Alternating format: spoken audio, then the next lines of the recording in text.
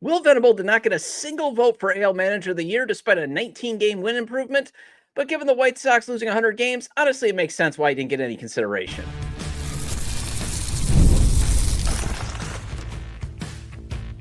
You are Locked On White Sox, your daily Chicago White Sox podcast. Part of the Locked On Podcast Network, your team every day. Hello, I'm Todd Welter. Welcome to Locked On White Sox, part of the Locked On Podcast Network, now the #1 sports podcast network.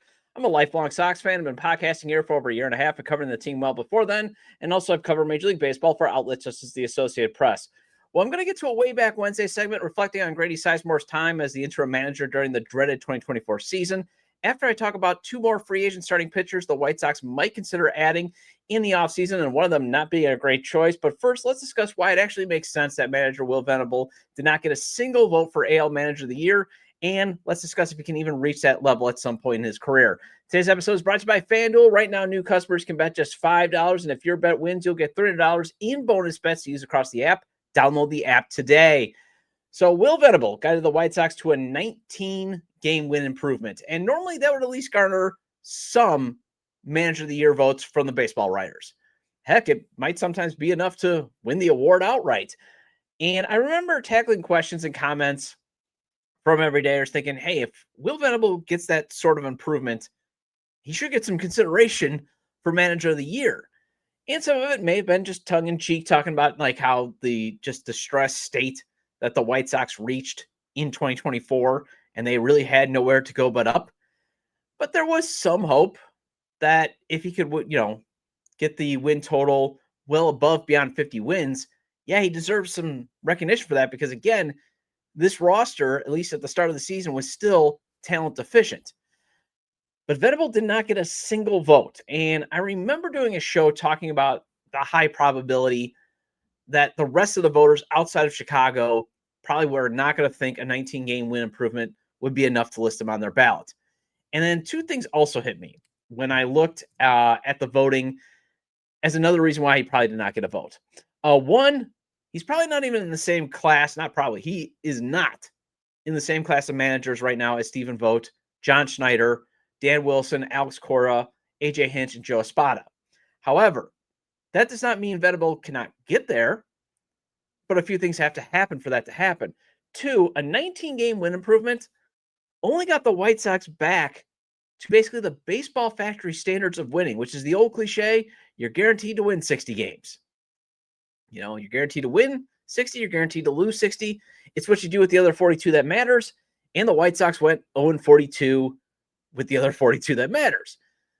And when you look at Stephen Vogt, he went from minimal coaching experience to taking the Guardians to the ALCS in 2024 and then back to the playoffs again in 2025 and winning the AL Central. That is what earns you back-to-back AL Manager of the Year awards. Taking a team from 41 wins to 60 earns you nothing. And I kind of had a feeling Venable would have needed to reach like 70 wins in his first season, maybe to get some votes. And the White Sox Pythagorean record was 71-91.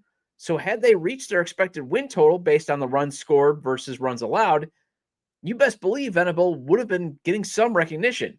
Instead, he reached the floor, ironically as it sounds.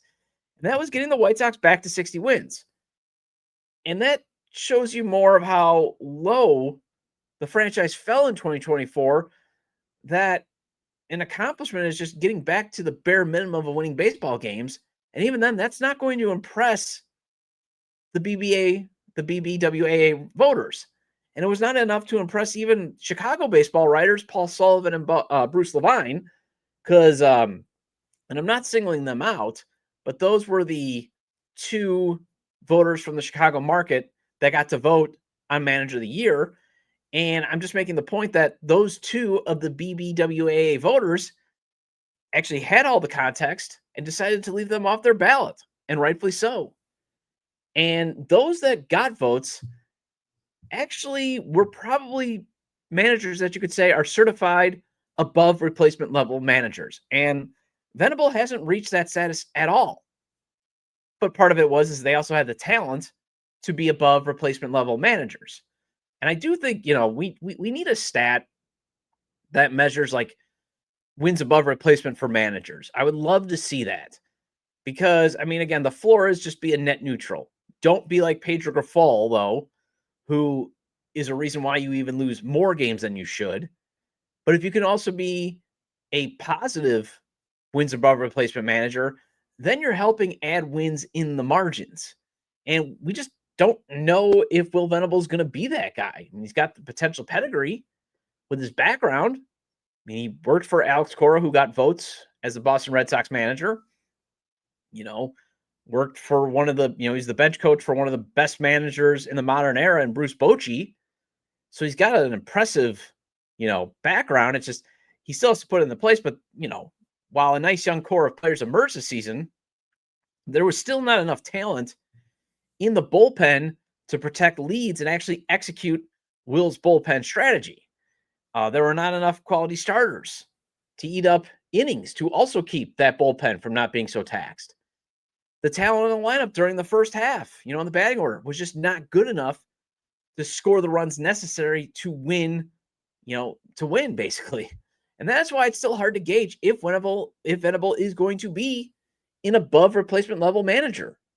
And that's why the standard to hold him to next season, again, it really can't be wins and losses, because I don't think the talent's going to be at that point where you're going to be like, wow, the White Sox should start winning some games. I mean, you'd like to see, again, another 10 to 19 win improvement, obviously. I mean, 79 wins probably would get him some votes. But at the end of the day, you want to measure now to him is the internal improvement of the young core happening? And if the talent can be upgraded in the bullpen to execute a strategy of using your best relievers when you need them based on the high leverage situation, not, hey, this is the closer, he only pitches in the ninth. Sometimes your closer might have to pitch in the seventh to get that big out. That's what he thinks. Then we can start to analyze, maybe he might be an above replacement level manager. Because remember, a lot of the old school manager stuff, it's kind of been erased as front offices like to now look for collaboration. Lineup cards can now easily be spit out by using the data and analytics to get the correct matchups against the opposing pitchers. The only thing I've always maintained about a manager when it comes to, the figurative, well, probably sometimes it is literal, computer spitting out a lineup card, is just be the control to the risk of the lineup, using that historical data to put a struggling hitter in the lineup or a struggling hitter in the wrong spot in the order, basically using the eye test. Hey, maybe this guy's been over 36. I don't care if he's hit 290 against this opposing pitcher. He's just not hitting right now. Maybe drop him down the lineup or some of those recommendations. But otherwise, a manager's main duty is just basically now providing a harmonious clubhouse environment, which by all accounts, Will has done. Help establish the identity of winning baseball the team should play. And I think Will is trying to get there, but he needs the talent to improve and more talent to be infused. Recognizing problems and trying to implement solutions is another criteria for a manager. And I think he did that. This lineup, he basically said, hey, this lineup's got to get better at hitting fastballs. And I also think, using openers sometimes was nice, was a good move to make sure some of these young pitchers that were tiring out could avoid having to face, the order the third time around. And I do think he's aware that the defense has to get better. So then one of the other criteria is can he press the right figurative buttons in game? Like, the use of the bullpen.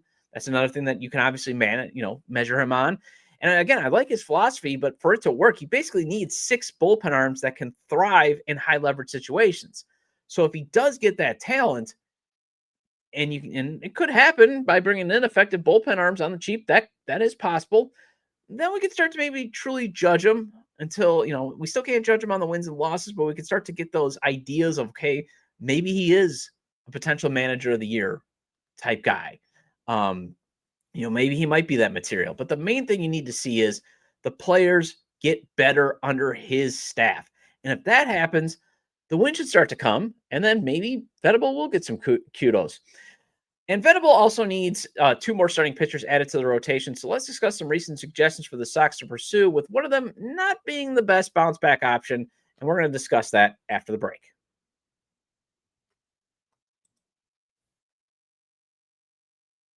NFL season is back, and honestly, there's nothing better than being in the stadium surrounded by fans, cheering on your team. But let's be honest, getting tickets, that could be a hassle. Between queues, login screens, and prices jumping at checkout, it's frustrating, and that's why I use Game Time, the app that gives the advantage back to fans.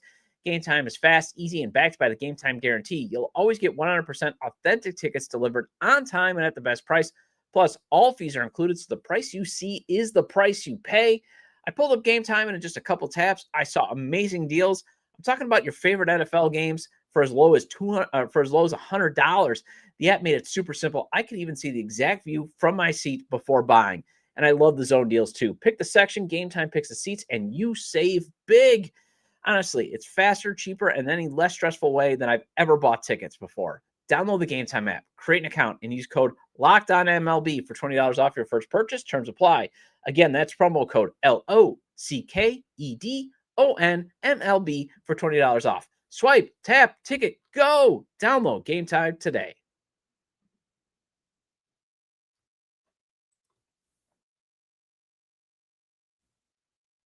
Welcome back to Locked On White Sox. I'm your host, Todd Welter. Thank you for making Locked On White Sox your first listen of the day. And thank you for making Locked On the #1 sports podcast network. Make sure to hit the like button on today's episode.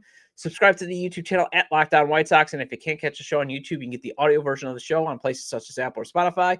So make sure to follow or subscribe wherever you get your audio-only podcasts. Either way, get your 30-minute fix of Chicago White Sox baseball venting with me and maybe some hope. And also make sure to check out my written content at SouthsideSox.com and OnTapSportsNet.com. So the biggest free agent priority in my mind is the rotation. The White Sox have to add some starting pitching. They need to at least add, I would say, 2 bridge arms to eat up innings and hopefully providing quality while eating up those innings.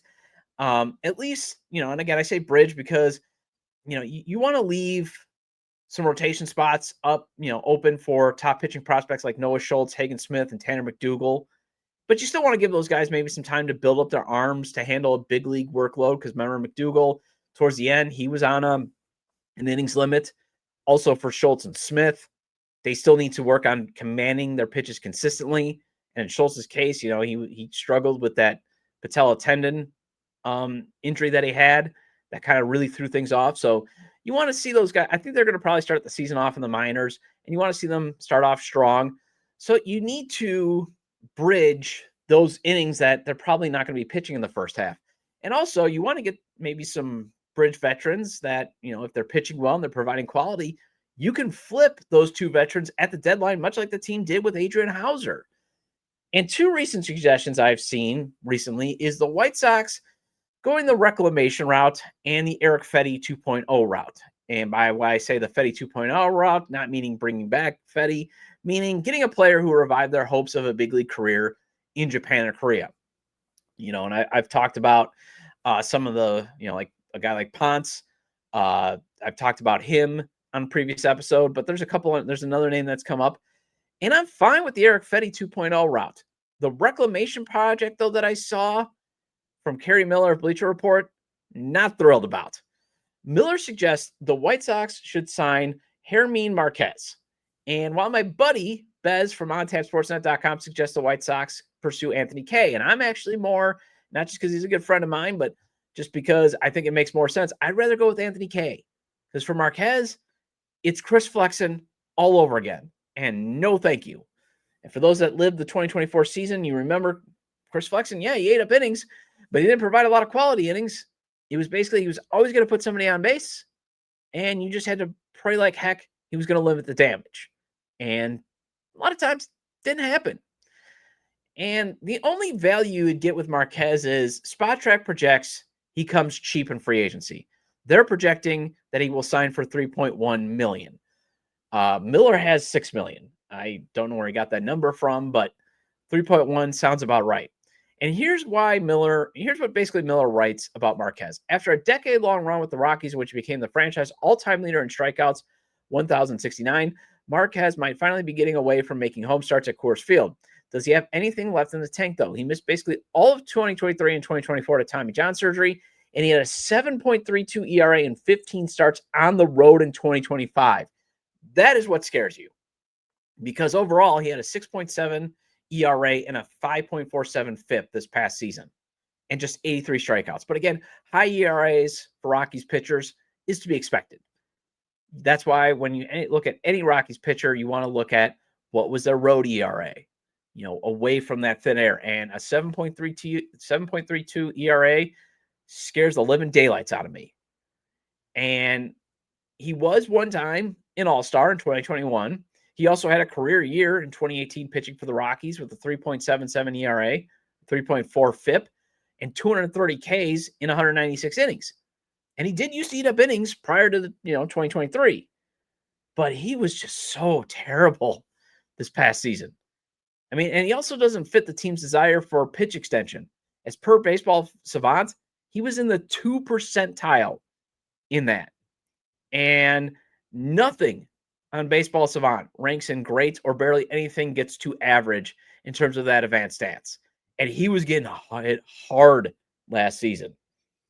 And his career ERA from Coors Field, 4.22. Now, he does have a 1.26 whip away from Coors, but still, that's not a reclamation project I want to get involved with, especially since he's 30. And if I'm going to go with the gamble route and the reclamation route, I'd rather go with, say, like Dustin May, who's 28. At least it's 2 more years younger. A little less, and a guy that, yeah, he's been injured a lot, but he still hasn't thrown a lot of pitches. So there might be a lot of bullets left in that arm. Or Marquez, yeah, you got to wonder, does he have anything left in the tank? And I just don't want to go through a potential another Chris Flexen 2.0. Now, the chance to maybe get a Eric Fedde 2.0, especially a lefty, I'll take that gamble on, like K. Now, he's a former first-round pick of the Mets, and he was actually the players the Cubs DFA'd to make room on the roster for Pete Crow Armstrong. K did struggle to get outs in his career in the majors. He had stops in Toronto, the Cubs, and the Mets from 2019 to 2023. I believe he was actually the crown jewel piece in the trade that Toronto sent Marcus Stroman to the Mets. But either way, he struggled. A career 5.59 ERA during that time. But what has changed since he went to Japan? Well, Bez wrote on OnTapSportsNet.com, he completely reworked his arsenal. K lowered his four-seamer usage that made up half his mix in year one and leaned into a nasty cutter that gets 30% called strikes plus whiff rate and a 6.5 expected pitch value. His two-seam fastball generated grounders 85% of the time. His sweeper became his go-to put-away pitch against lefties, and he does so at a 20% clip. Sprinkle in the changeup and a work-in-progress curveball, and suddenly you've got more than a depth piece. You've got a weapon with a 6-pitch mix. And MLB Trade Rumors wrote this about K. Altogether, K pitched to a 5.59 ERA in 85 1/3 big league innings from 2019 to 23, posting a 22.4% strikeout rate to a 12% walk rate. He has seen better results in Japan in each of the past 2 seasons. In 2024, K posted a 3.42 ERA in 136 2/3 innings for the Bay Stars while striking out 20.2% of hitters and walking 9%. His 0.4 home runs allowed per 9 innings was especially impressive. Only 6 Central League pitchers, minimum 100 innings pitched, gave up home runs at a lower rate. At the end of the year, K helped the Bay Stars to their first Japan Series victory since 1998, pitching 7 scoreless innings and collecting the win in Game 4. His first season in NPB was no doubt a success. With that said, it's worth keeping in mind the lower run-scoring environment in Japan. The league average ERA in the Central League in 2024 was 2.88, well below K's 3.42 mark. However, in 2025, his numbers spoke for themselves. He deployed a deep and diverse arsenal to post a 1.74 ERA in 155 innings, cutting his walk rate to 6.8. The Southpaw led all NPB starting pitchers in 21 with a 21.9 strikeout rate, while his ERA ranked second and his .46 home runs per 9 was tied for fourth. He wasn't just solid, he was dominant. So I'd rather take my chances on a lefty finding success in MLB after going to Japan than seeing if Marquez can regain his past glory. Well, Grady Sizemore has left the White Sox organization for the Minnesota Twins, and let's look back at his brief time trying to keep the White Sox from having the worst 162-game season ever in 2024 on this week's Way Back segment, and that's coming up after the break.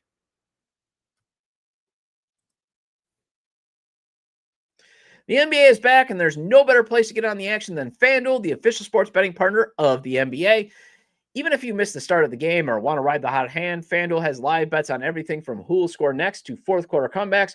Plus, you can even combine your live bets into a same-game parlay for a shot at a bigger payout. And it keeps every game exciting, especially when your team's making that late push. And I'm always telling you about how fun it is to play FanDuel's traditional money lines, the over-unders, and spreads. But if you want to win some big time money, or at least double or triple your cash, play FanDuel's props, parlays, or futures. Think Chicago can ride this hot start all the way to a Central Division title? Well, that's currently at plus 1900 the last time I checked. So even putting as little as like $5 on that, and if it somehow does happen, that can pay out $95. Maybe you're more realistic and you want to build a parlay of Chicago making the play-in game and having over 40 wins this season like they normally do. Well, that's at plus 231 the last time I checked, so there's at least a chance to double your money. Right now, FanDuel is giving new customers $300 in bonus bets when your first $5 bet wins. So head to FanDuel.com to sign up and play your game with FanDuel, the official sports betting partner of the NBA.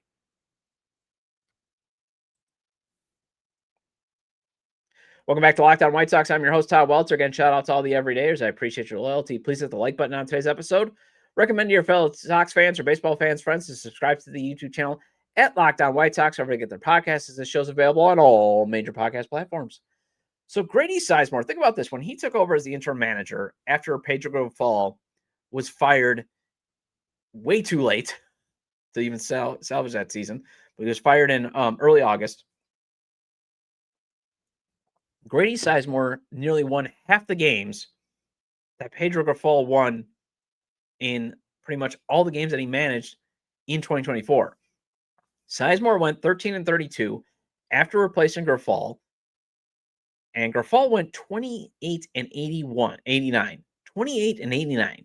Think about how bad a manager Pedro Grifol was. He won 28 games in a span going over April, May, June, July. 4 months, he won 28 games. That's almost not possible in baseball. And yet somehow he did it. And I give Sizemore credit for taking on the monumental task to try to squeeze out enough wins to avoid a historic losing season. Unfortunately, it happened. There was only so much he could do. And the reason why I'm using Sizemore and kind of looking back, even though I was going to try to never talk about that season again, is needed something for the way back Wednesday, and it fits into the timely news that Sizemore is now no longer with the White Sox. He accepted a position with the Minnesota Twins. He's joining Derek Shelton's staff as the first base, outfield, and base running coach. This comes after the White Sox did decide to remove him as the team's offensive coordinator. He served in that this past season. The White Sox did, when they announced it, they did plan on offering him a different position. Maybe could have been first base. I don't think it would have. I think they would have just asked him, do you want to be our first base coach? Rather than saying, we are going to offer him a different position. Even though it probably might have made sense to have him basically be the first, be for the White Sox, but it can't hurt for him to move on, and it can't hurt for the White Sox to move on. I mean, I got no problem with them kind of trying to bring in some more coaches from outside the organization. I mean, you just hope that, do we have to have more Royals? Although, again, like I've said, the Royals that the White, like for Zach Bove, the White Sox tapped into the Royals while they were winning, not while they were one of the worst, even a worse organization than the White Sox. So I give them credit for that. As I talked about with Derek Showman, the Marlins, again, maybe not ideal to tap into the Marlins, but they did win 79 games, and they were one of the best teams with hitting and runners in scoring position. So if they want to fill the first base, which is typically your outfield coach too, and the base running coach, that type of stuff, if you want to fill that with somebody again from another organization, I'm fine. Bring in more ideas, bring in more outside perspective. That's fine. And I think it was good for Sizemore to maybe branch out. And, because again, the only thing that I could really see Sizemore really doing, like where his ideal role actually would have been, was maybe kind of be that front office liaison between Getz and Venable. Maybe if something needed to be discussed, or kind of, hey, here's what the lineup card should be. Let's talk about if you got some different ideas, and maybe again for that control. But it sounds like Venable and Getz are working together nicely, so you don't need that role. So it was kind of hard to see, like, where are you going to put Grady Sizemore? And it sounds like he wanted to keep coaching. And he does have a relationship with Shelton, as per the Minneapolis Star-Tribune. Shelton was Sizemore's hitting coach when Sizemore played for Cleveland. So it kind of makes sense for him to kind of want to help out a guy that helped him have an all-star career that got just riddled with injuries. So keeping the way back Wednesday theme going, I do kind of want to sort of look back at Sizemore's time as the interim manager. And actually, I think we can actually look at it a little bit fondly because when Sizemore was the interim manager during that horrific 2024 season, the team did have their two best wins of that horrific season. A 12-2 beatdown of the Yankees and an 8-1 road victory over the Orioles. And I think, you got to give Sizemore a little bit credit. I think he was trying to at least let the players know that, hey, if you do lose 121 games, it's on all of us. Because I think that's the other thing where Pedro Grifol, and I understand there were reports that it was kind of miscommunicated, but it was perceived in the way that when they got back from the All-Star break, everybody was refreshed, and Grifol tries to give them this, stirring speech of like, hey, let's win some games in the second half, but if you lose all those games, it's going to look more poorly on you than me. And it was like, what? I mean, in fact, one of the reasons why the White Sox lost that horrific amount of games was because of how bad Pedro Grifol was as a manager. There were games that you could point to and say, Pedro Grifol and those decisions he made, those baffling decisions he made, were why the White Sox lost those games. Although, again, Sizemore had his issues too with losing. The club did experience a 12-game losing streak under Sizemore, the third double-digit losing streak of that season. But look at this context. The White Sox won 3 series when Sizemore was the interim manager. You want to know how many series they won when Grifol was in charge that season? 6. Again, nearly half. Over 4 months. Sizemore accomplished in like the last 7 weeks. So I appreciate the contributions that Grady provided to the organization. He obviously wasn't awful like Grifol was that season. I'm glad, though, the White Sox hired Will Venable to be the manager instead of just saying, well, Grady's here. Let's just stick with the status quo. I'm glad that they brought in Will and his forward-thinking mind. But again, as I talked about in the first segment, Will's now got to prove that he can at least take the next steps to, be a manager of the year material. And again, while we still can't judge him on wins and losses or division titles won, there is some criteria that we can look at and say, okay, is it going in the right direction for him as the leader? But I do think that Will Venable should be afforded his own staff. I give him credit for keeping Sizemore on his staff this past season. I think it was a good idea because, he at least had some insights into some of the talent that was still there. But part of this roster has been pretty much fully made over that it's not like you have a lot of guys left over actually from that 2024 team that were at least like core guys. It's basically Andrew Benintendi and Luis Robert Jr. if you think about it. I mean, Corey Lee, he came up later in that year. He's now maybe the third catcher. I mean, if you look at first base, Andrew Vaughn, gone. Lenine Sosa only emerged towards the end. But at shortstop, Colson Montgomery, and even, third base, Miguel Vargas obviously came in towards the end, totally revived his career under this staff, those types of things. So I think, you got to like where things are going. And again, it can never hurt to just start getting away from that 2024 season and keep only the good and not the guys that were, and there's very few of the good. And as you've seen, like the bullpen's been completely made over, not a lot of holdover from there. And then when you look at the starting rotation, I mean, Davis Martin, yeah, he came up, and Sean Burke, but they basically were there towards the end. They weren't part of like what caused that. So if you can just keep infusing more talent, we can definitely start to get further and further away from that 2024 season. Well, that wraps up this edition of Locked On White Sox. Thank you for making Locked On White Sox your first listen every day. For your second listen, check out Locked On MLB Game Night. Get local analysis on a national scale. Find MLB Game Night on Locked On MLB on YouTube or listen to your podcast. I'll be back tomorrow where I will tackle what I actually wanted to get to today, but then Venable getting no votes for Manager of the Year. I kind of want to actually talk about it, so I pushed what I wanted to talk about today to tomorrow, and that is how not pursuing premium free agents like Kyle Tucker shows the flaws in the offseason plans. And if Chris Getz, he's supposed to speak to the media today at the GM winter meetings. If he does say anything noteworthy, I will also try to tackle that as well. Well, you can leave comments about today's episode on the episode page on YouTube via email, lockedonwhitesox@gmail.com, on X, formerly Twitter, @LockedOnSox or @ToddJDub. Also, make sure to like today's episode on YouTube. Leave a 5-star review at wherever you get your podcasts. Also, subscribe to the YouTube channel @LockedOnWhiteSox or wherever you get your audio-only podcast.